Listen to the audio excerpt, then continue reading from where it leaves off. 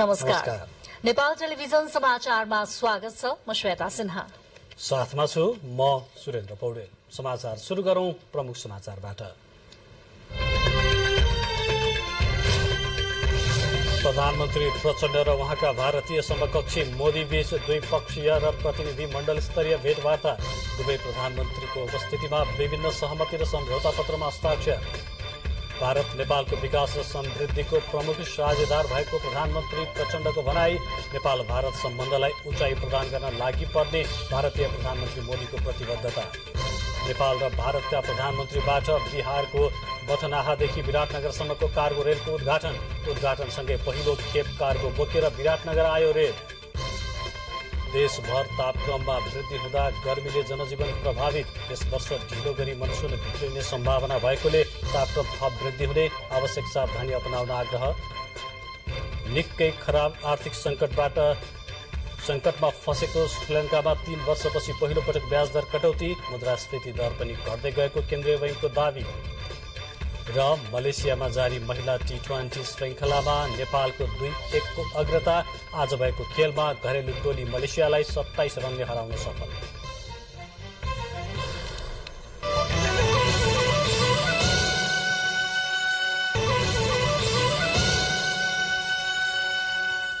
समाचार अब विस्तारमा। भारत भ्रमणमा रहनुभएका प्रधानमन्त्री पुष्पकमल दाहाल प्रचण्ड र उहाँका भारतीय समकक्षी नरेन्द्र मोदी बीच भेटवार्ता भएको छ। भारतीय प्रधानमन्त्री मोदीको कार्यालय हैदराबाद हाउसमा नेपालका प्रधानमन्त्री र भारतीय प्रधानमन्त्री बीच भेटवार्ता भएको हो। दुई नेता बीचको भेटवार्तामा दुई देश बीचको बहुआयामिक र अन्योन्याश्रित सम्बन्धका विषयमा कुराकानी भएको छ। दुवै प्रधानमन्त्रीले द्विपक्षीय सम्बन्ध र आपसी हितका विषयमा कुराकानी गर्नुभयो। दुई प्रधानमन्त्री बीचको एक्लै भेटमा नेपाल भारत पारवहन सम्झौता नवीकरण, अमलेखगञ्ज चितवन र सिलिगुडीबाट झापाको 4 आलीसम्म पेट्रोलियम पाइपलाइन बनाउने लगायतका 7 बुँदे सम्झौतामा हस्ताक्षर गर्ने विषयमा पनि छलफल भएको थियो। दुई प्रधानमन्त्रीको भेटपछि दुवै देशका प्रतिनिधि मण्डल सम्मिलित द्विपक्षीय बैठक बसी समझदारी गरिएको विषयमा सहमति गरिएको हो।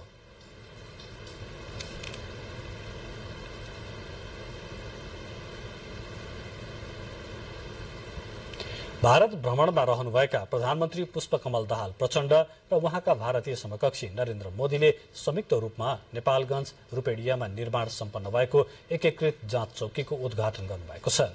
भारतीय प्रधानमन्त्रीको कार्यालय हैदराबाद हाउसबाट उहाँहरूले सो जाँच चौकीको उद्घाटन गर्नुभएको हो। यस्तै सोही अवसरमा भैरहमा निर्माण हुने एकीकृत जाँच चौकीको समेत शिलान्यास गरिएको छ। सहज रूपमा व्यापार प्रवर्धनका लागि सो जाँच चौकी महत्वपूर्ण मानिएको छ। यसैगरी दुई प्रधानमन्त्रीले नेपाल र भारत बीच बिजुली व्यापारका लागि महत्वपूर्ण मानिएको न्यू बुटवल गोरखपुर अन्तर्देशीय प्रसारण लाइनको पनि संयुक्त शिलान्यास गर्नुभयो। प्रसारण लाइन उच्च क्षमताको दोस्रो अन्तर्देशीय प्रसारण लाइन समेत हो। शिलान्याससँगै नेपाल र भारत बीच विद्युत व्यापारका लागि प्रस्तावित न्यू बुटवल गोरखपुर 400 kV दोस्रो अन्तर्देशीय प्रसारण लाइन निर्माणका लागि थप मार्ग प्रशस्त भएको छ। त्यसैगरी फुकोट कर्णाली जलविद्युत आयोजना भारतीय कम्पनीले निर्माण गर्ने र त्यसका लागि 3 महिनाभित्र DPR तयार गर्ने सहमति भएको छ। 669 मेगावाट क्षमताको तल्लो अरुण भारतीय कम्पनी सतलज जलविद्युत निगमले बनाउने र त्यसमा नेपालले 21% बिजुली सित्तै पाउने र 25 वर्षपछि आयोजना नेपालको हुने समझदारी छ। त्यसका अतिरिक्त नेपाल भारत पारवहन सम्झौता नवीकरण, सीमापार पेट्रोलियम पाइपलाइनलाई अमलेखगञ्जसम्म चितवनसम्म ल्याउने र सिलिगुडीबाट झापासम्म पुर्याउने सहमति भएको पनि संयुक्त पत्रकार सम्मेलनमा जानकारी गराइएको थियो।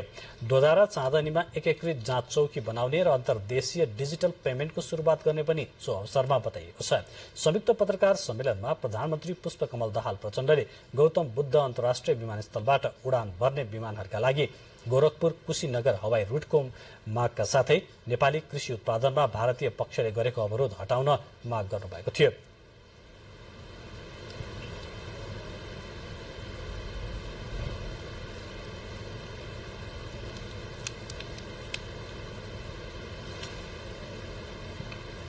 And Pokhara, 2 and from various cities of India. Prime Minister Modi ji and I have agreed to promote cooperation in the field of agriculture. We look forward to early conclusion of MOU on cooperation in agriculture and in the field of livestock, and we are thankful to the government of India for the gift of improved breed of livestock. So अवसरमा भारतका प्रधानमन्त्री नरेन्द्र मोदीले सीमा विवाद लगायतका अन्य विषयहरूको हल गर्न भारतीय पक्ष तयार रहेको जानकारी गराउनुभयो। त्यसका साथै रामायण सर्किट पूरा गर्न नेपालसँग मिलेर काम गर्न तयार रहेको बारेमा जानकारी गराउनु भएको थियो। आज भारत और नेपाल के बीच long term power trade agreement संपन्न किया गया है। इसके अंतर्गत हमने आने वाले 10 वर्षों में नेपाल से 10,000 मेगावाट बिजली आयात करने का लक्ष्य रखा है। फुकोट, कर्णाली और लोअर अरुण हाइड्रो इलेक्ट्रिक परियोजनाओं पर हुए समझौते से विद्युत क्षेत्र में सहयोग को और बल मिला है। नेपालमा रासायनिक मल कारखाना स्थापना, नेपालबाट 450 मेगावाट बिजुली आयात र दीर्घकालीन ऊर्जा सम्झौतामा भारतले 10 वर्षभित्र थप 10,000 मेगावाट बिजुली आयात गर्ने सो अवसरमा जानकारी गराइएको थियो। भारत भ्रमणमा रहनुभएका प्रधानमन्त्री पुष्पकमल दाहाल प्रचण्डले नेपाल र भारत बीचको सम्बन्ध सदियौंदेखि सामाजिक सांस्कृतिक रूपमा बलियो जगमा बहुआयामिक रहँदै आएको उल्लेख गर्नुभएको छ। भारतीय प्रधानमन्त्री नरेन्द्र मोदीले दुई देश बीचको सम्बन्ध र सहयोगलाई अझ बलियो बनाउनका लागि लिएको छिमेकी पहिलो नीतिको पनि प्रधानमन्त्री प्रचण्डले प्रशंसा गर्नुभयो। यसैगरी भारतका प्रधानमन्त्री नरेन्द्र मोदीले भारत नेपाल सम्बन्धलाई हिमाल जत्तिकै उचाइ प्रदान गर्नका लागि काम गरिरहने उल्लेख गर्नुभयो। त्यही भावना अनुसार देश बीचका सबै मुद्दा चाहे सीमाका हुन् वा अन्य कुनै विषय सबै समाधान गर्ने पनि भारतका प्रधानमन्त्री मोदीको भनाइ छ। प्रधानमन्त्री पुष्पकमल दाहाल प्रचण्डको नेतृत्वमा भारत भ्रमणमा रहेको नेपालको प्रतिनिधि मण्डल र भारतका प्रधानमन्त्री नरेन्द्र मोदीको नेतृत्वमा रहेको प्रतिनिधि मण्डलबीच द्विपक्षीय वार्ता भएपछि विभिन्न 7वटा सम्झौताहरू भएका हुन्। भारतको राजधानी नयाँ दिल्ली स्थित हैदराबाद भवनमा दुई देशका प्रधानमन्त्रीहरूको नेतृत्वमा रहेको टोलीबीच द्विपक्षीय वार्ता भएको हो। प्रतिनिधि मण्डल स्तरीय वार्तामा नेपालका तर्फबाट प्रधानमन्त्री प्रचण्डका साथै परराष्ट्र मन्त्री एनपी साउद, अर्थमन्त्री डाक्टर प्रकाश शरण महत, ऊर्जा मन्त्री शक्ति बस्नेत, उद्योग मन्त्री रमेश रिजाल, भौतिक पूर्वाधार मन्त्री प्रकाश ज्वाला, प्रधानमन्त्री प्रचण्डका मुख्य सल्लाहकार हरिबोल गजरेल लगायत सहभागी हुनुहुन्थ्यो। द्विपक्षीय वार्तापछि आयोजित कार्यक्रममा सहमति र सम्झौताहरू भएका हुन्। भारतले नेपालबाट 10 वर्षमा 10,000 मेगावाट बिजुली खरिद गर्ने, नेपाल र भारत बीच अन्तर्देशीय विद्युतीय भुक्तानी गर्न सकिने सम्झौता भएको छ। त्यसैगरी कर्णाली प्रदेशमा रहेको करिब 450 मेगावाट क्षमताको फुकोट कर्णाली जलविद्युत आयोजना निर्माण गरिने, नेपाल र भारत बीच अन्तर्देशीय विद्युतीय भुक्तानी शुरू गरिने सम्झौता पनि गरिएको छ। दुवै देशका प्रधानमन्त्रीहरूको उपस्थितिमा दुवै देशका सम्बन्धित अधिकारीहरूले सम्झौता पत्रमा हस्ताक्षर गरी सम्झौता पत्र एक अर्कालाई साटासाट गरेका छन्। त्यस अवसरमा दुवै प्रधानमन्त्रीले नेपालमा निर्माण गरिने पेट्रोलियम पाइपलाइन परियोजनाको शिलान्यास, मालसामान ढुवानी गर्ने रेलमार्गको उद्घाटन संयुक्त रूपमा गर्नुभयो। उद्घाटनपछि प्रधानमन्त्री पुष्पकमल दाहाल प्रचण्डले भारतसँग भएका सम्झौता एवं सहमति र भारतीय प्रधानमन्त्रीसँगको कुराकानीले नेपाल र भारत बीचको सम्बन्धको उचाइ बढेको बताउनुभयो। Prime Minister Modi ji and I discussed the boundary matter. I urged Prime Minister Modi ji to resolve the boundary matter through the established bilateral diplomatic mechanism. Nepal see India's advancement as the opportunity for Nepal. We also discussed about the establishment of fertilizer plant in Nepal in joint venture, and we will try our best to work together for the successful completion of the project. भारतका प्रधानमन्त्री नरेन्द्र मोदीले भारतले जहिले पनि छिमेकीलाई पहिलो प्राथमिकतामा राख्दै आएको बताउँदै नेपालसँगको भारतको सम्बन्ध विशेष रहेको बताउनुभयो। भारत और नेपाल के धार्मिक और सांस्कृतिक संबंध बहुत पुराने हैं और बहुत मजबूत है। इस सुंदर कड़ी को और मजबूती देने के लिए प्रधानमंत्री प्रचंड जी और मैंने निश्चय किया है कि रामायण सर्किट से संबंधित परियोजनाओं में तेजी लाई जानी चाहिए। हम अपने रिश्तों को हिमालय जितनी ऊंचाई देने के लिए काम करते रहेंगे और इसी भावना से हम सभी मुद्दों का, चाहे बाउंड्री का हो या कोई और विषय, सभी का समाधान करेंगे। उहाँले प्रधानमन्त्री प्रचण्ड र उहाँबीच भएका वार्ता तथा नेपाल र भारत बीच यसपटक भएका सहमति र निर्णयहरूले नेपाल र भारतको सम्बन्ध सुपरहिट भएको बताउनुभयो। प्रधानमन्त्री प्रचण्डले प्रधानमन्त्रीका रूपमा भारत भ्रमण गर्नुभएको यो चौथो पटक हो। यसअघि उहाँले 2 पटक औपचारिक तथा राजकीय भ्रमण गरिसक्नु भएको छ भने एकपटक विशेष कार्यक्रममा सहभागिताका लागि भ्रमण गर्नुभएको छ। प्रधानमन्त्री पुष्पकमल दाहाल प्रचण्डको यसपटकको भारत भ्रमणको क्रममा नेपालमा ऊर्जा उत्पादन गर्ने कुरा र नेपालमा उत्पादन भएको ऊर्जा बिक्री गर्ने कुरा, कृषि क्षेत्रलाई आधुनिकीकरण गर्ने लगायतका थुप्रै विषयहरूमा सहमति भएका छन्। यो भ्रमणले नेपाल र भारतको सम्बन्धलाई थप उचाइमा लगेको प्रधानमन्त्री प्रचण्डले बताउनु भएको छ। भारतीय प्रधानमन्त्री नरेन्द्र मोदीले यसपटक प्रधानमन्त्री पुष्पकमल दाहाल प्रचण्डले गर्नुभएको भारत भ्रमणमा भएका क्रियाकलापहरूले नेपाल र भारतको सम्बन्ध सुपरहिट हुने निर्णयहरू आफूले गरेको बताउनु भएको छ। क्यामेराम्यान नवराज दाहालका साथ चुडामणि नेपाल, नेपाल टेलिभिजन, नयाँ दिल्ली, भारत। यसै बीचमा नयाँ दिल्लीबाट हाम्रा नेपाल टेलिभिजनका वरिष्ठ समाचार सम्पादक चुडामणि नेपाल यति बेला हामीसँग प्रत्यक्ष सम्पर्कमा जोडिनु भएको छ हामीलाई प्रधानमन्त्रीको भ्रमणका बारेमा थप जानकारी दिनका लागि। चुडामणिजी, यहाँलाई स्वागत छ नेपाल टेलिभिजन समाचारमा। धन्यवाद श्वेताजी। यहाँ प्रधानमन्त्रीको भ्रमणमा सँगसँगै हुनुहुन्छ। प्रधानमन्त्रीले भ्रमणमा जानु अघि पनि यो भ्रमण ऐतिहासिक हुने भनेर प्रतिक्रिया दिनुभएको थियो। त्यो हिसाबले हेर्यो भने आज दोस्रो दिनसम्म आइपुग्दा जे जस्ता सन्धि सम्झौता भए, जस्ता विषयहरू उठेका छन्, कसरी विश्लेषण गर्नुहुन्छ यो भ्रमणलाई? यो भ्रमणमा नेपाल र भारत बीचको सम्बन्धलाई थप उचाइमा पुर्याउने विभिन्न क्रियाकलापहरूका अतिरिक्त नेपाललाई आर्थिक रूपमा लाभ हुने धेरै महत्त्वपूर्ण सम्झौताहरू भएका छन्। उदाहरणको लागि नेपालले उत्पादन गरेको बिजुली 10,000 मेगावाट बिजुली 10 वर्षमा भारतले खरिद गर्ने चाहिँ सम्झौता सहमति भएको छ भनेदेखि माथिल्लो तामाकोसीबाट उत्पादित 456 मेगावाट जलविद्युत मध्ये केही विद्युत भारतले खरिद गर्ने कुरा पनि यहाँ भएको छ। साथै नेपालले फुकुट कर्णाली करिब 450 मेगावाट क्षमताको जलविद्युत आयोजना हो, त्यो आयोजना भारतले निर्माण गर्ने सम्झौता सहमति भएको छ भनेदेखि अर्को तल्लो Arun hydro electricity power project पनि भारतले लगानी गर्ने सम्झौता भएको छ। यस हिसाबमा नेपालमा बिजुली उत्पादन अर्थात् हाइड्रो इलेक्ट्रिसिटी प्रोडक्सनको सन्दर्भमा भारतको लगानी रहने र त्यहाँबाट उत्पादित बिजुली भारतले नेपालबाट सोझै खरिद गर्ने कुराले नेपाललाई ठुलो आर्थिक लाभ पुग्ने देखिन्छ भने नेपालमा उत्पादित बिजुली भारत हुँदै बङ्गलादेश बिक्री गर्ने कुरामा पनि भारत सकारात्मक हुनाले नेपाललाई ठुलो आर्थिक लाभ पुग्ने स्थिति देखिएको छ। यसबाहेक नेपाल र भारतमा जुन मोबाइल फोनबाटै आर्थिक कारोबार गर्न सकिने कुराको पनि सहमति भएको छ। त्यो केही समयपछि कार्यान्वयनको स्तरमा जान्छ भनेदेखि चुडाजी, जसरी यहाँले जानकारी गराउनुभयो, ऊर्जा क्षेत्रमा हुने सन्धि सम्झौता जुन अपेक्षित नै थियो एक हिसाबले र हुने नै लगभग थियो र यो भएको एकदमै राम्रो पनि हो।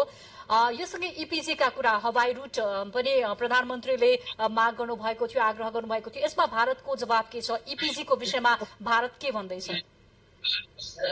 इपिजीको सन्दर्भमा चाहिँ खासमा धेरै कुराकानी भएको हामीले थाहा पाएका छैनौँ, तर नेपाललाई भारतले एयर रुट दिने भैरवा र पोखराबाट एयर रुट दिने सन्दर्भमा चाहिँ कुराकानी भएको र भारतीय प्रधानमन्त्री नरेन्द्र मोदी त्यसप्रति सकारात्मक रहनु भएको कुरा प्रधानमन्त्री पुष्पकमल दाहाल प्रचण्डले दुवै प्रधानमन्त्रीको उपस्थिति रहेको प्रेस मिटमा उहाँले आफ्नो सम्बोधनमा पनि त्यो कुरा भन्नुभएको छ।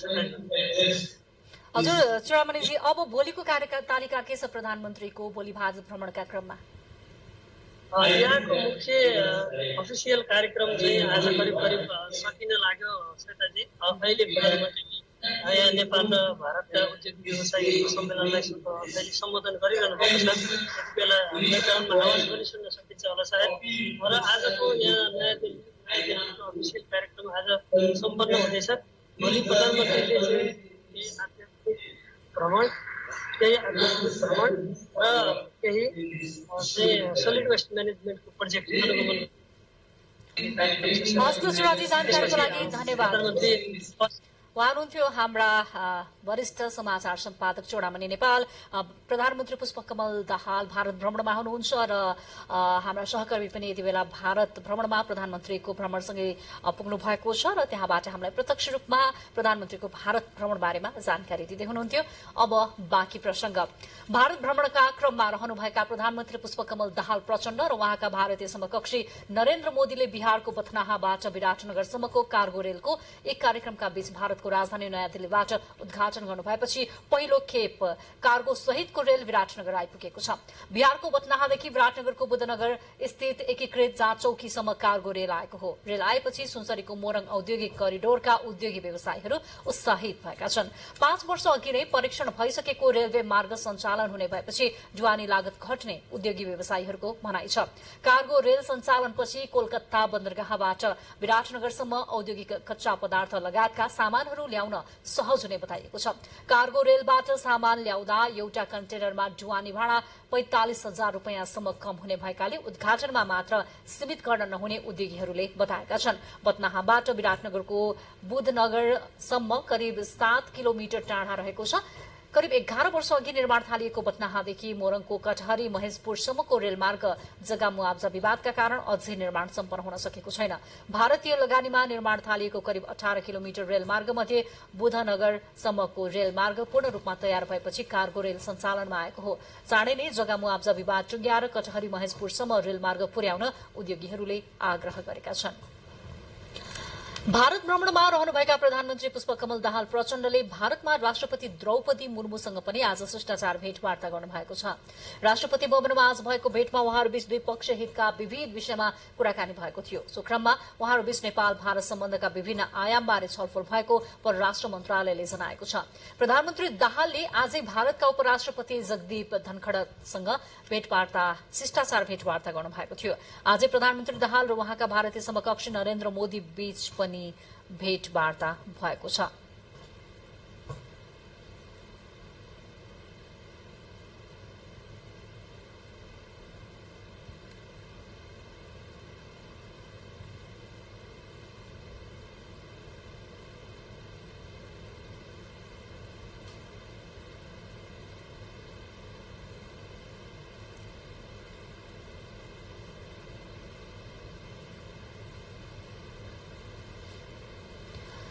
भारत भ्रमणमा रहनुभएका प्रधानमन्त्री पुष्पकमल दाहाल प्रचण्डको सम्मानमा भारतीय प्रधानमन्त्री नरेन्द्र मोदीले दिवा भोजको आयोजना गर्नुभएको छ।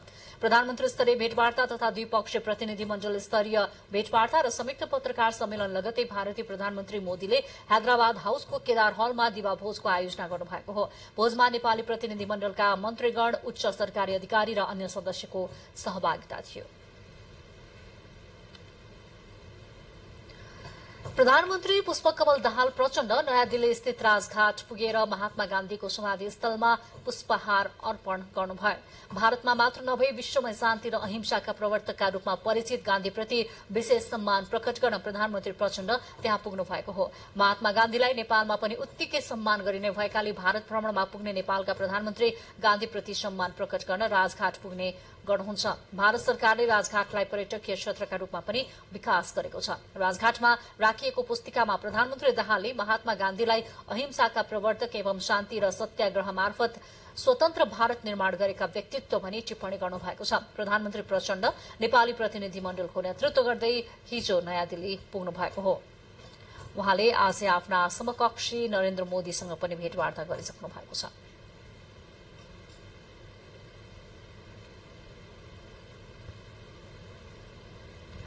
अब समाचारहरू बाँकी नै छन्। अब भने एकैछिन विश्राम।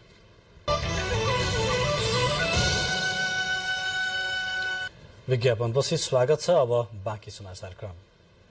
नक्कली शरणार्थी प्रकरणका आरोपितहरूमाथि अदालतले बयान लिने क्रम जारी रहँदा फरार रहेका आरोपितहरू अदालत समक्ष उपस्थित हुने क्रम पनि जारी छ। पक्राउ पूर्जी जारी भएपछि फरार रहेका ललितपुरका हरिभक्त महर्जन आज अदालतमा उपस्थित भएका हुन्। नक्कली शरणार्थी प्रकरणका आरोपित ललितपुरका हरिभक्त महर्जन बिहिबार जिल्ला अदालत काठमाडौँ समक्ष हाजिर भएका छन्।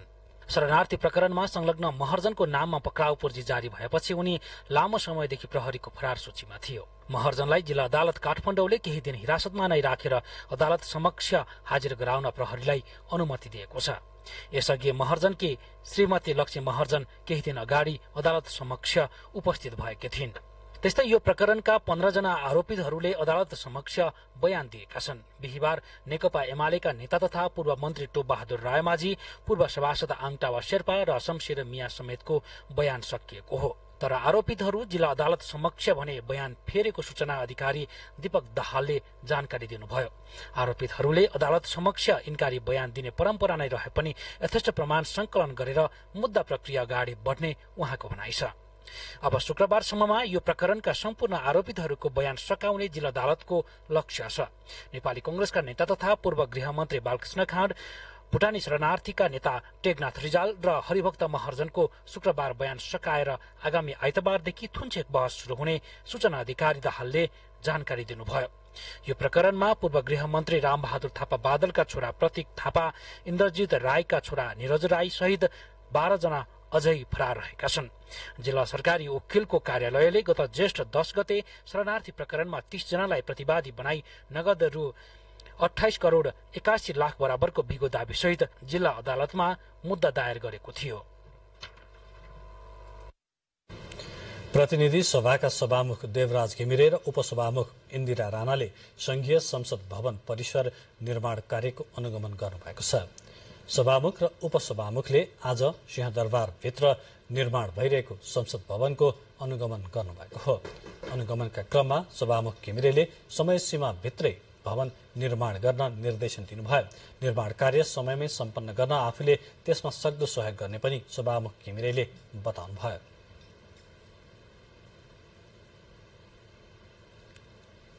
समयभित्रमा सक्ने हो यसको बारेमा के भन्नुहुन्छ जेनरली भन्दा अब हामी के सुनिरहेको छौँ डिटेलली गरौँला, तर यहाँ चाहिँ चाहिने मेन पावर जो हो त्यो प्रयोग भइरहेको छैन। चाहिने अब यहाँ सामग्री जे आउनुपर्ने हो त्यो आइरहेको छैन। त्यसरी यति धेरै टाइम लाग्छ भन्छ। अब सामान्यतया मैले पहिला थाहा पाएको कुरा चाहिँ अब धेरै गऱ्यो भने पहिलाकै संसद यहाँ सरकारी चलाउनु सुरु हुन्छ भनेको भएन भने निर्वाचन पछाडि त यो 5 वर्षको निर्वाचन जो अस्ति भयो निर्वाचनको निर्वाचन पछाडि त पहिलो अधिवेशन सक्ने तयारी हुन्छ भन्ने आम बुझाइ।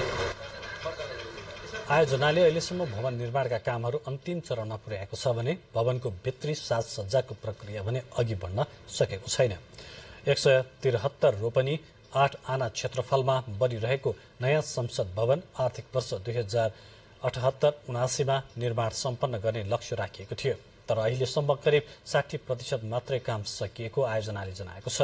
नयाँ बन्ने संसद भवनमा 400 जना सांसद अट्ने प्रतिनिधि सभा हलमै विभिन्न प्राविधिक कक्ष, सभामुख कक्ष, 300 दर्शक अट्ने हल र सुरक्षा तथा मार्शल रूम अन्तर्गत 200 जनासम्म अटाउने कक्ष निर्माण हुनेछ। त्यसै गरी 100 जना सांसद अटाउने राष्ट्रिय सभा हल भित्रै प्राविधिक कक्ष, राष्ट्रिय सभा अध्यक्षको कक्ष, 200 जना अट्ने बाल्कोनी र 300 जना अट्ने मार्शल हल निर्माण हुनेछ। साथै विशिष्ट व्यक्तिको कार्यालय भवन, पुस्तकालय, संसदीय दलको कार्यालय भवन, संसदीय समिति भवन, संसदीय सचिवालयको भवन पनि त्यहाँ निर्माण हुनेछ। केही दिन यता काठमाडौँ उपत्यका लगायत देशभरको तापक्रम वृद्धि हुँदै गएको छ। यस वर्ष मनसून केही ढिला गरी नेपाल प्रवेश गर्ने भएकाले गर्मी अझै बढ्ने जल तथा मौसम विज्ञान विभाग मौसम पूर्वानुमान महाशाखाले जनाएको छ। केही दिन यता काठमाडौँ उपत्यका लगायत देशभरको तापक्रम वृद्धि हुँदै गएको छ। यस वर्ष मनसून केही ढिला गरी नेपाल प्रवेश गर्ने भएकोले गर्मी अझै बढ्ने जल तथा मौसम विज्ञान विभाग मौसम पूर्वानुमान महाशाखाले जनाएको छ। अहिले काठमाडौँको अधिकतम तापक्रम 29 डिग्री सेन्टिग्रेड रहेको छ। केही दिन काठमाडौँको तापक्रम अरू बढ्ने सम्भावना रहेको महाशाखाले जनाएको छ। यस वर्षको मनसून ढिला गरी नेपाल प्रवेश गर्ने भएकोले गर्मी अझै बढ्ने सम्भावना रहेको मौसम विभागको आकलन छ। नेपालमा पश्चिमी वायु र स्थानीय वायुको प्रभाव कम हुँदै गएकोले तत्काल पानी पर्ने सम्भावना नरहेको पनि विभागले जनाएको छ। गर्मी अझै बढ्न सक्ने भएकोले आवश्यक सावधानी अपनाउन मौसम विभागले सर्वसाधारणलाई आग्रह गरेको छ। सामान्यतया नेपालमा 13 जुनलाई मनसुन प्रवेश हुने दिन मानिन्छ। अहिले नेपालमा प्रवेश गर्ने मनसुन पूर्ण रूपमा विकसित नभएकाले जुन 13 अर्थात जेठ 30 मा मनसुन नेपाल प्रवेश गर्ने सम्भावना नरहेको विभागको अनुमान छ। पश्चिमी वायु र स्थानीय वायुको प्रभाव कमाउँदै गएपछि गर्मीले तराईको जनजीवन प्रभावित बनेको छ। गर्मीका कारण झापा, मोरङ, सुनसरी, वीरगञ्ज लगायतका जिल्लामा पठन पाठन समेत केही दिनलाई बन्द गरिएको छ। जनकपुर, वीरगञ्ज, भैरवा, नेपालगञ्ज लगायत तराईका सबै क्षेत्रको तापक्रम बढेर 43 डिग्री सेन्टिग्रेडसम्म पुग्ने विभागको आकलन छ। हाल तराईमा अधिकतम तापक्रम 40 देखि 42 डिग्री रहेको छ। यस्तै न्यूनतम तापक्रम 22 डिग्री सेन्टिग्रेड छ। अझै केही दिन गर्मी बढ्ने भएकाले यो अधिकतम तापक्रम बढेर 43 देखि 44 डिग्री पुग्न सक्ने मौसमविदहरूको अनुमान छ। यस वर्षको मनसुन जुन 13 अर्थात जेठ 30 गते नेपालमा भित्रिनुपर्ने हो, तर नेपाल भित्रिने मनसुन विकसित नै नभएर लुप्त रहेकाले असारको पहिलो साता मात्र मनसुन भित्रिने सम्भावना रहेको मौसमविदहरूको अनुमान छ। यस वर्षको मनसुन समयमा कम मात्रामा वर्षा हुने भएकोले तापक्रम पनि वृद्धि हुने सम्भावना रहेको मौसम पूर्वानुमान महाशाखाले जनाएको छ। बद्रिकाजी गुरुङ, नेपाल टेलिभिजन समाचार, काठमाडौँ। तराईका जिल्लाहरूमा तापक्रम वृद्धि हुँदा जनजीवन प्रभावित हुन थालेको छ। कतिपय स्थानमा तापक्रम वृद्धिसँगै विभिन्न रोगको प्रकोप बढ्न थालेको छ भने कतिपय विद्यालय बन्द गरिएका छन्। काठमाडौँको तापक्रम वृद्धि भएर 33 डिग्री पुगेको छ। लामो समयदेखि वर्षा नहुँदा पर्साको तापक्रम पनि दिनदिनै बढ्दै गएको छ। पर्सामा दिउँसोको तापक्रम 44 डिग्रीसम्म पुगेको छ। लगातारको तापक्रम वृद्धिसँगै पर्सावासीको जनजीवन नराम्रोसँग प्रभावित मात्र बनेको छैन, विभिन्न रोगको प्रकोप पनि बढ्न थालेको छ। लगातार बढ्दै गएको तापक्रमले पर्सावासीको जनजीवनलाई नराम्ररी प्रभावित गरेको छ। लामो समयदेखि वर्षा नहुँदा दिउँसोको समयमा तापक्रम 44 डिग्री पुग्न थालेपछि त्यसका कारण बिरामी हुनेको संख्या पर्सामा बढ्दै गएको छ। गर्मी बढेसँगै वीरगञ्जको नारायणी अस्पतालमा झाडा पखाला, न्युमोनिया, ज्वरोका बिरामीको संख्या बढ्दै गएको चिकित्सकहरूले बताएका छन्। गर्मीबाट सबैभन्दा बढी बालबालिका तथा वृद्ध प्रभावित भएको नारायणी अस्पतालका वरिष्ठ फिजिशियन तथा आकस्मिक औषधि विशेषज्ञ डाक्टर उदयनारायण सिंहले जानकारी दिनुभयो। गर्मी बढेसँगै पर्सामा हिट स्ट्रोक अर्थात लू लाग्ने जोखिम समेत बढ्दै गएको उहाँले बताउनुभयो। दिउँसोको समयमा तापक्रम उच्च भएको बेला चल्ने गरम हावाले दैनिक ज्यालादारी तथा कड़ा श्रम गर्ने व्यक्तिलाई लू लाग्ने जोखिम बढेको चिकित्सक सिंहको भनाइरहेको छ।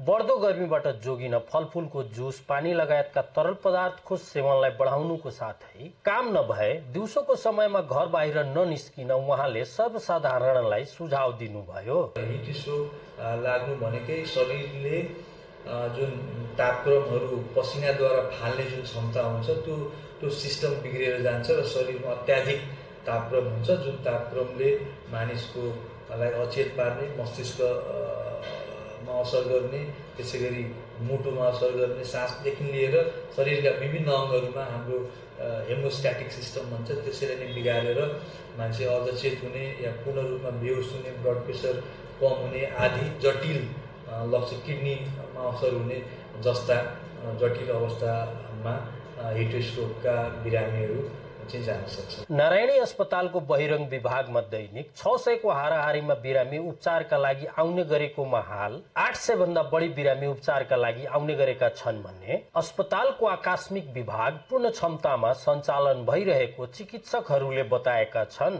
विजय कुमार महतो, नेपाल टेलिभिजन, मध्य प्रदेश, पर्सा। समाचारहरू बाँकी नै छन्, फेरि एकैछिन विश्राम। पुनः स्वागत छ। अब बाँकी समाचार क्रम।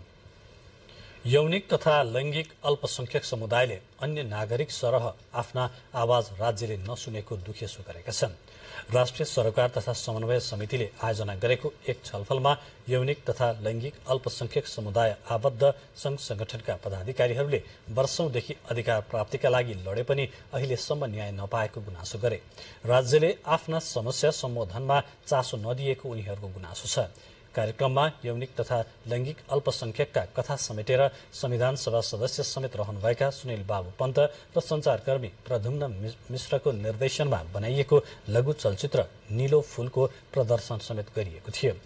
समितिका अध्यक्ष दिलकुमारी रावल थापाले यौनिक तथा लैंगिक अल्पसंख्यकको विषयमा सरकारको ध्यान आकर्षण गराउनेतर्फ समिति अघि बढ्ने र थप छलफल गर्ने प्रतिबद्धता जनाउनुभयो। नेपाली कांग्रेसका सभापति एवं पूर्व प्रधानमन्त्री शेरबहादुर देउवाले कृत्रिम खुट्टाको सहायताले विश्वको सर्वोच्च शिखर सगरमाथाको सफल आरोहण गरी कीर्तिमान कायम गर्ने आरोही हरि बुढा मगरलाई सम्मान गर्नुभएको छ। आज धुम्रबाराही स्थित आफ्नै निवासमा एक कार्यक्रमको आयोजना गरी पार्टीको तर्फबाट आरोही बुढा मगरलाई उहाँले सम्मान गर्नुभएको हो। सोही क्रममा सभापति देउवाले बुढा मगरको सफलता पार्टी, राष्ट्र र नेपाली जनताको लागि गौरवको कुरा भएको भन्नुहुँदै यो खुशीलाई आम नेपाली जनताको साथ र हौसला बढाएको बताउनुभयो। जलवायु परिवर्तनको जोखिम न्यूनीकरणबारे जनचेतना अभिवृद्धिमा भूमिका खेल्न पनि सभापति देउवाले मगरलाई आग्रह गर्नुभयो।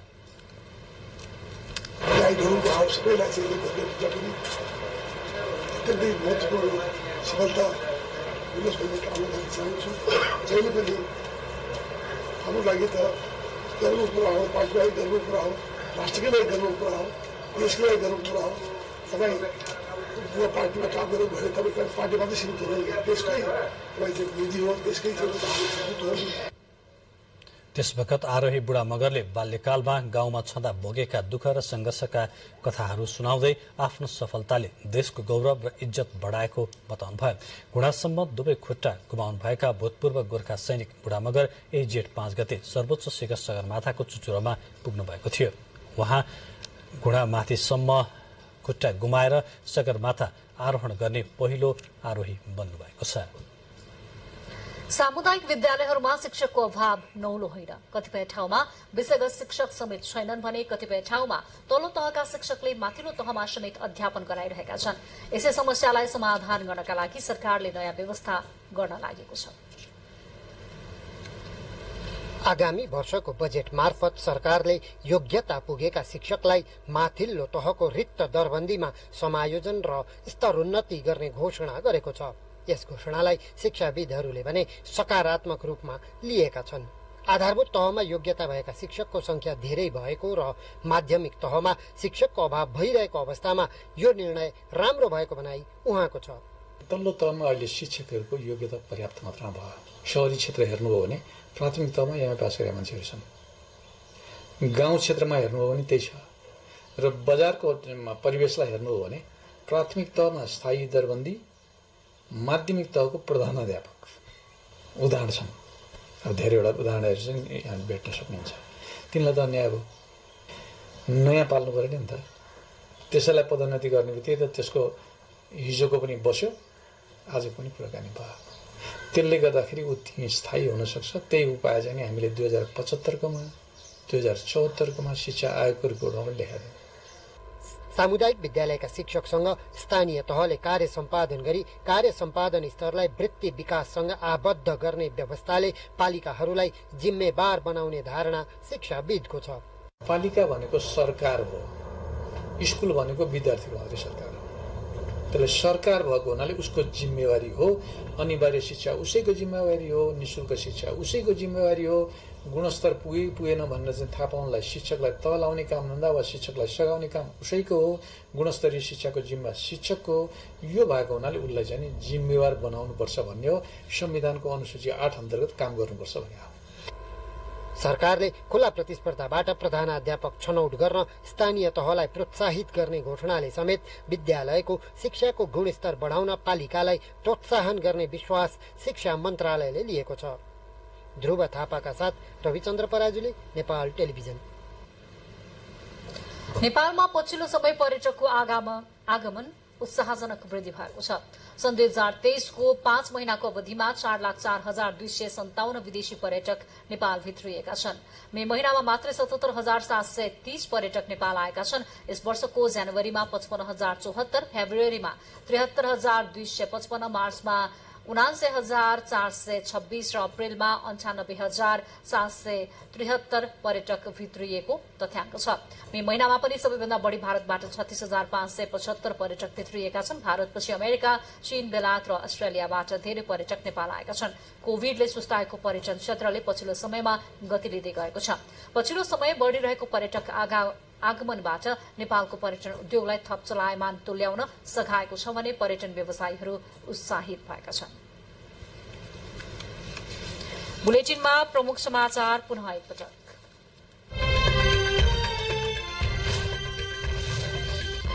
प्रधानमन्त्री प्रचण्ड र उहाँका भारतीय समकक्षी मोदीबीच द्विपक्षीय प्रतिनिधि मण्डल स्तरीय भेटवार्ता। दुवै प्रधानमन्त्रीको उपस्थितिमा विभिन्न सहमति र सम्झौता पत्रमा हस्ताक्षर। भारत नेपालको विकास र समृद्धिको प्रमुख साझेदार भएको प्रधानमन्त्री दाहालको भनाई। नेपाल भारत सम्बन्धलाई उचाइ प्रदान गर्न लागि पर्ने भारतीय प्रधानमन्त्री मोदीको प्रतिबद्धता। नेपाल र भारतका प्रधानमन्त्रीबाट बिहारको बथनाहादेखि विराटनगरसम्मको कार्गो रेलको उद्घाटनसँगै पहिलो खेप कार्गो बोकेर विराटनगर आयो रेल। देशभर तापक्रम वृद्धि हुँदा गर्मीले जनजीवन प्रभावित। यस वर्ष ढिलो गरी मनसुन भित्रने सम्भावना भएकाले तापक्रम थप वृद्धि हुने, आवश्यक सावधानी अपनाउन आग्रह। निकै खराब आर्थिक संकटमा फँसेको श्रीलंकामा 3 वर्षपछि पहिलो पटक ब्याज दर कटौती। मुद्रास्फीति दर पनि घट्दै गएको केन्द्रीय ब्याङ्कको दावी। र मलेसियामा जारी महिला टी20 श्रृंखलामा नेपालको 2-1 को अग्रता। आज भएको खेलमा घरेलु टोली मलेसियालाई 27 रनले हराउन सफल।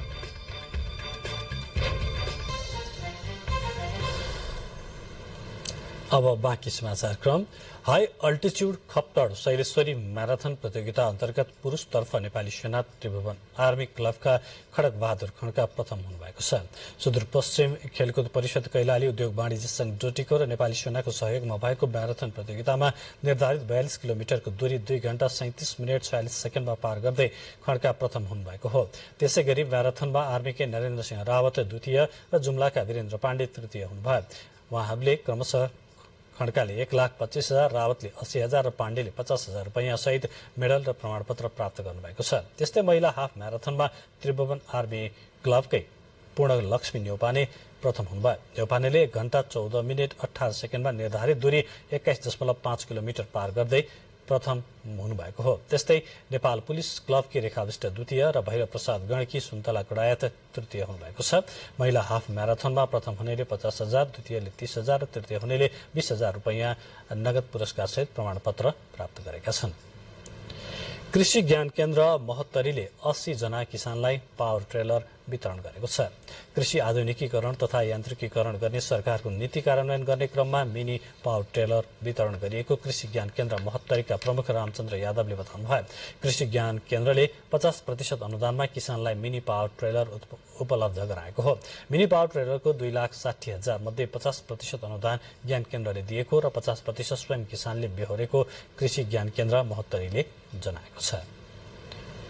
व्यस्त शहरी जीवनशैलीका कारण अभिभावकले शिशुको लागि पर्याप्त समय दिन नसक्ने भएकाले शिशु स्याहार केन्द्रको आवश्यकता बढ़िरहेकोमा सरकारवालाहरूले ध्यानाकर्षण गराएका छन्। यसै विषयमा आज राष्ट्रिय योजना आयोग र अन्तर्राष्ट्रिय श्रम संगठनले राजधानीमा एक विचार गोष्ठीको आयोजना गरेको थियो। पछिल्लो समय शिशु स्याहार केन्द्र पनि राम्रो व्यवसाय बन्दै गएको र यो पनि सार्वजनिक लगानीको केन्द्र बन्न सक्ने कार्यक्रममा सहभागी वक्ताहरूले बताउनुभयो। शिशु स्याहार केन्द्र पनि रोजगारी सृजना गर्ने राम्रो व्यवसाय बन्न सक्ने सम्भावना प्रबल रहेकाले यसको प्रवर्धनमा उपयुक्त नीति बन्नुपर्ने आवश्यकतामाथि कार्यक्रममा सहभागी वक्ताहरूले जोड़ दिनुभयो। कार्यक्रममा अर्थविद आस्था भट्ट, आईएलओका प्रतिनिधि रामनारायण श्रेष्ठ, आईएलओका लैंगिक विशेषज्ञ म्यारिलिया स्क्युभेल लगायतले स्याहार केन्द्रमा सार्वजनिक लगानीको आवश्यकताबारे आफ्नो धारणा राख्नु भएको थियो।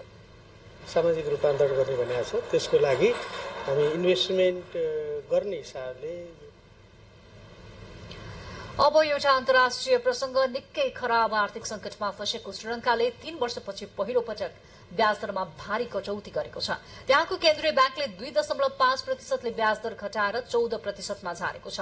मुलुकमा मुद्रास्फीति दर घटेर 25.2%मा पुगेको तथ्याङ्क देखाएपछि ब्याज दरमा कटौती गरिएको ब्याङ्कले जनाएको छ। यसअघि सन् 2020मा 1% बिन्दुले ब्याज दर कटौती गरेको श्रीलंकाले आर्थिक संकट बढ़दै गएपछि लगातार ब्याज दर वृद्धि गरेको थियो। आर्थिक रूपमा धराशायी बनेको श्रीलंकाले अन्तर्राष्ट्रिय मुद्राकोषबाट प्राप्त ऋण तिर्न नसकेपछि संकटग्रस्त घोषणा गरिएको थियो।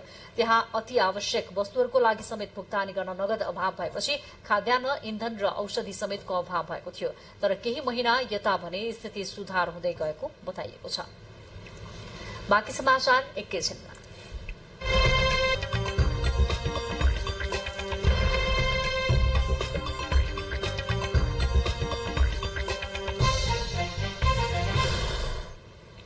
बाँकी समाचारको सुरुमा आर्थिक समाचार। सरकारले राजस्व चुहावट नियन्त्रण गर्न राजस्व चुहावट नियन्त्रण समन्वय समिति बनाउने भएको छ। राजस्व चुहावट ऐन 2052 संशोधन गर्दै अर्थमन्त्रीको संयोजकत्वमा चुहावट नियन्त्रण समन्वय समितिको व्यवस्था गरिएको छ। सरकारले चालू आर्थिक वर्षका लागि गरिएको लक्ष्य अनुसार राजस्व संकलन हुन नसकेपछि चुहावट नियन्त्रणका उपायहरूको खोजी गर्न थालेको हो। उक्त समितिलाई खारेज गर्दै सरकारले सोही समितिको सुझाव अनुसार चुहावट नियन्त्रण समन्वय समिति गठन गर्ने व्यवस्था गरेको हो। व्यवस्थापिका संसदको प्रतिनिधि सभामा वैशाख 26 गते दर्ता भएको केही नेपाल ऐनलाई संशोधन गर्न बनेको विधेयक अनुसार सरकारले राजस्व चुहावट ऐन पनि संशोधन गर्न लागेको हो। विधेयक अनुसार राजस्व चुहावट नियन्त्रण तथा रोकथाम गर्ने कार्यलाई प्रभावकारी बनाउन केन्द्रीय स्तरमा राजस्व चुहावट नियन्त्रण समन्वय समिति रहनेछ। उक्त समितिको संयोजकको रूपमा अर्थमन्त्री रहने व्यवस्था गरिएको छ भने सदस्यहरूमा प्रधानमन्त्री तथा मन्त्री परिषद कार्यालयका सचिव, अर्थ मन्त्रालयका सचिव, गृह मन्त्रालयका सचिव रहने व्यवस्था गरिएको छ। साथै विधेयक अनुसार राजस्व अनुसन्धान विभागको महानिर्देशक सदस्य सचिव रहने व्यवस्था छ। समितिले कर तथा गैर कर राजस्व चुहावटका प्रमुख क्षेत्रहरू पहिचान गर्ने काम गर्दछ। सरकारले आगामी आर्थिक वर्षको बजेटमा साझेदारी लगानीमा मल कारखाना स्थापना गर्ने उल्लेख गरेको छ।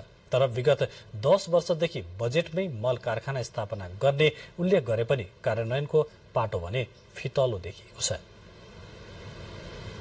रासायनिक मल उत्पादन गर्न स्वदेशमै कारखाना खोल्ने राजनीतिक दलका चुनावी एजेण्डा मात्रै भएका छन्। सरकारले किसानलाई समयमै रासायनिक मल उपलब्ध गराउने उद्देश्यका साथ विगत 10 वर्ष यता बजेटमा स्वदेशमै रासायनिक मल उत्पादन गर्ने विषयलाई समावेश गर्दै आइरहेको छ। किसानका लागि समयमै मल आयात गर्ने र अभाव हुन नदिने हरेक वर्ष सरकारले आश्वासन दिँदै आइरहेको छ। तर किसानहरूले भने वर्षेनी खेती गर्ने समयमा मल अभावका कारण शास्ति खेप्दै आइरहेका छन्। मुलुकभर करिब 8 लाख मेट्रिक टन रासायनिक मलको आवश्यकता पर्दछ, तर आपूर्ति भने 50% को हाराहारीमा मात्रै हुने गरेको छ।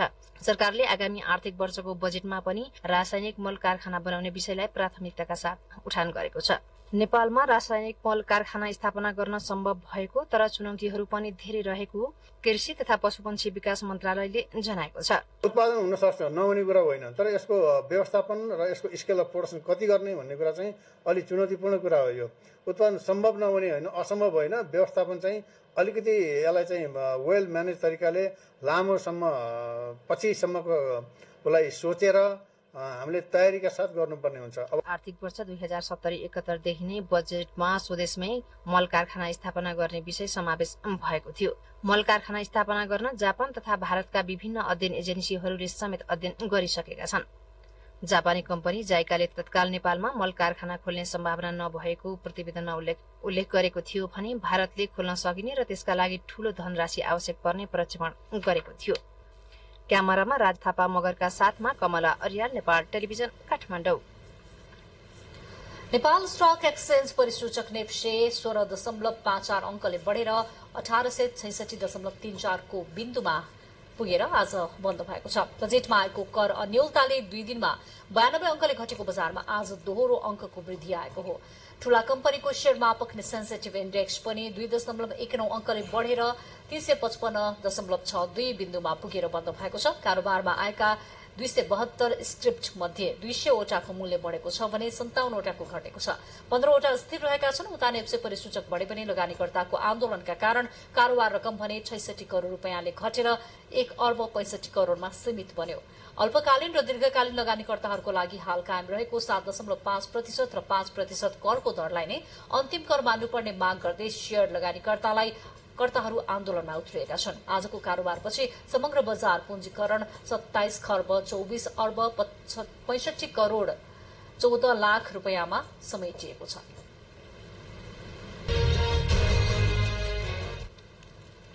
अब खेलकुद समाचार।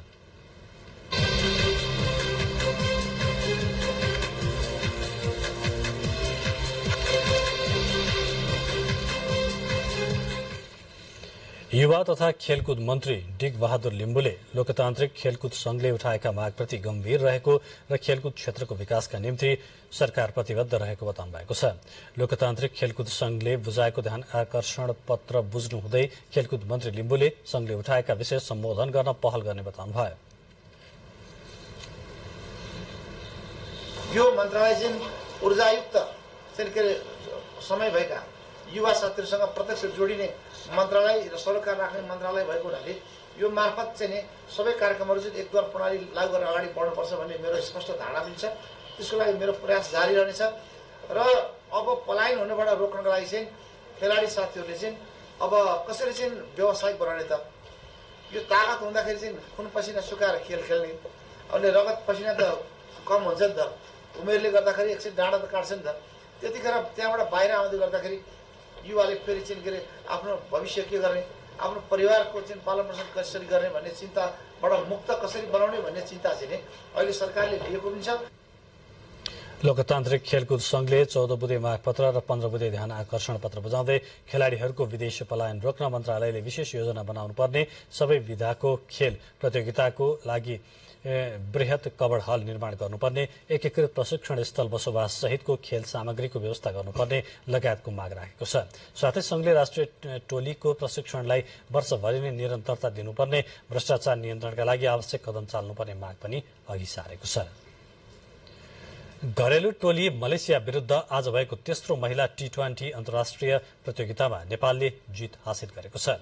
आज भएको खेलमा नेपालले मलेसियालाई 27 रनले हराएको हो। पहिलो खेल हारेको नेपालको यो लगातार दोस्रो जित हो। जितसँगै नेपालले 3 खेलको महिला T20 अन्तर्राष्ट्रिय श्रृंखलामा 2-1 को अग्रता लिएको छ।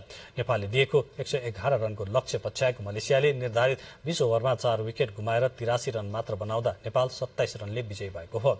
मलेसियाका लागि महिराह इज्जाती इस्माइलले 54 बलमा 6 चौकाको सहयोगमा सर्वाधिक 44 रनमा अभिजित रहिन्। ब्रिनी फ्रेड दुराइसिंघमले 38 बलमा 20 रन बनाउँदा मलेसियाका अन्य ब्याटरले दोहोरो अंक बनाउन सकेन। नेपालका लागि सीता राणा मगर, इन्दु वर्मा र कविता कुँवरले समान 1-1 विकेट लिए। त्यसअघि टस हारेर पहिले ब्याटिङ गरेको नेपालले निर्धारित 20 ओभरमा 5 विकेटको क्षतिमा 110 रन बनाएको थियो। नेपालका लागि कप्तान रुबिना छेत्रीले 15 बलमा 3 चौका र 1 छक्काको सहयोगमा सर्वाधिक 27 रन बनाइन्। शहीद स्मारक ए डिभिजनल लीग फुटबलमा नेपाल पुलिस क्लबले न्युरोटीमा नाटीलाई 1-0 पराजित गरेको छ। जारी सिजनमा निकै खराब सुरुवातसँगै रेलिगेसन जोनमा झरेको पुलिसले विदेशी खेलाड़ी अनुबन्ध गरेपछि भने प्रदर्शन सुधार गर्दै लगेको छ। त्रिपुरेश्वर स्थित दशरथ रंगशालामा 10औं जित दर्ता गर्दै पुलिसले 34 अङ्क जोडेको छ। 23 खेल खेलेको पुलिस चौथो स्थानमा पनि उक्लिएको छ। एनआरटी भने 29 अङ्क सहित 8औं स्थानमा रहेको छ। यसैगरी आज भएको अर्को खेलमा फ्रेन्च क्लब र हिमालयन शेर्पा क्लबले बराबरी खेल्दै अङ्क बाँडेका छन्। ज्यासल मैदानमा भएको खेलमा फ्रेन्च र हिमालयनको गोल रहित बराबरी गरेका हुन्। यो बराबरीसँगै फ्रेन्चले 25 अङ्क जोडेको छ भने हिमालयनले 30 अङ्क बनाएको छ। यसैगरी आजै रंगशालामा भएको दोस्रो खेलमा मध्यक्रममा रहेको मनाङ मर्स्याङ्दी क्लबले अङ्क तालिकाको पुछानमा रहेको एफसी खुमलटारसँग प्रतिस्पर्धा गर्यो।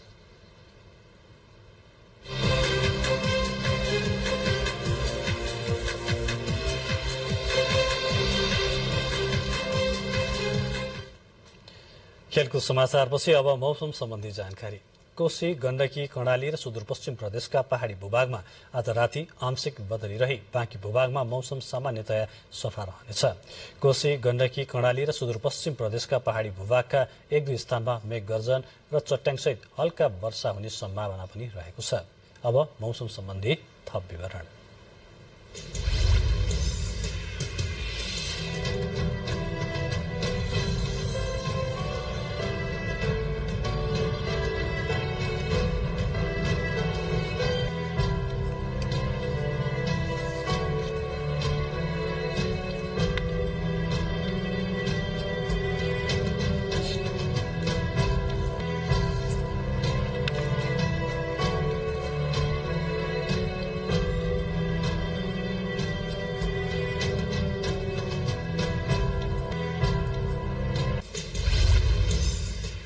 अब बुलेटिनको अन्त्यमा यस बुलेटिनका प्रमुख समाचार पुनः एकपटक। प्रधानमन्त्री प्रचण्ड र उहाँका भारतीय समकक्षी मोदी बीच द्विपक्षीय र प्रतिनिधि मण्डल स्तरीय भेटवार्ता। दुवै प्रधानमन्त्रीको उपस्थितिमा विभिन्न सहमति र सम्झौता पत्रमा हस्ताक्षर। भारत नेपालको विकास र समृद्धिको प्रमुख साझेदार भएको प्रधानमन्त्री प्रचण्डको भनाई। नेपाल भारत सम्बन्धलाई उचाइ प्रदान गर्न लागि पर्ने भारतीय प्रधानमन्त्री मोदीको प्रतिबद्धता। नेपाल र भारतका प्रधानमन्त्रीबाट बिहारको बथनाहदेखि विराटनगरसम्मको कार्गो रेलको उद्घाटनसँगै पहिलो खेप कार्गो बोकेर विराटनगर आयो रेल। देशभर तापक्रममा वृद्धि हुँदा गर्मीले जनजीवन प्रभावित। यस वर्ष ढिलो गरी मनसुन भित्रिने सम्भावना भएकोले तापक्रम थप वृद्धि हुने, आवश्यक सावधानी अपनाउन आग्रह। निकै खराब आर्थिक संकटमा फँसेको श्रीलङ्कामा 3 वर्षपछि पहिलो पटक ब्याज दर कटौती, मुद्रास्फीति दर पनि घट्दै गएको केन्द्रीय बैंकको दावी। र मलेसियामा जारी महिला टी20 श्रृङ्खलामा नेपालको 2-1 को अग्रता। आज भएको खेलमा घरेलु टोली मलेसियालाई 27 रनले हराउन सफल। हवस् त समाचारको सिलसिला अहिलेलाई यति नै। हामी बिदा चाहन्छौँ। नमस्कार।